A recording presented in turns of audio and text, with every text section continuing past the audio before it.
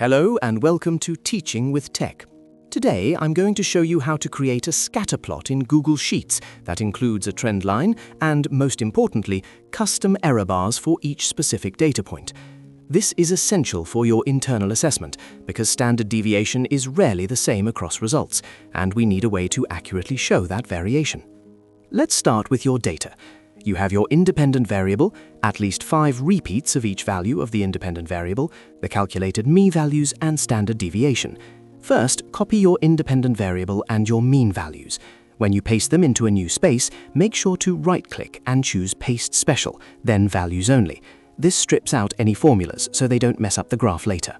Now, here is the trick for Google Sheets. By default, Sheets applies the same error bar size to every point in a series.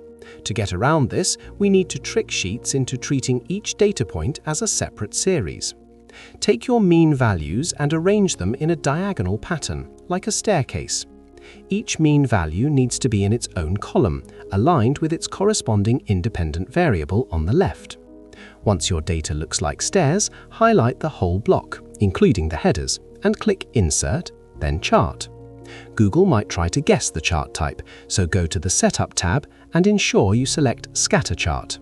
Now, let's customize. Go to the Customize tab and open the Series dropdown.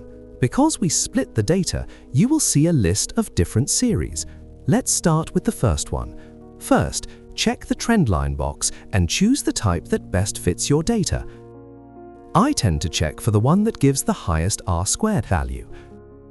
Now for the error bars. Select the next series on the drop-down list, scroll down and check the box for error bars.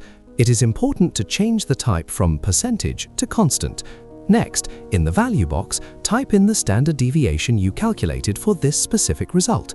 You just need to repeat this for each point.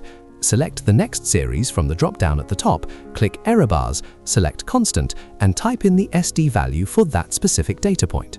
Repeat this process until you have created error bars for all of the data points on your graph. Next, I remove the graph legend as it doesn't add any value. Almost done. A science graph isn't valid without labels. Go to Chart and Axis Titles to add a descriptive title and label your X and Y axes, ensuring you include your units. At this point, I sometimes add grid lines to help with reading values from the graph. And there you have it. A scatter plot with a trend line and unique standard deviation bars for each data point. Good luck with your analysis. See you next time on Teaching with Tech.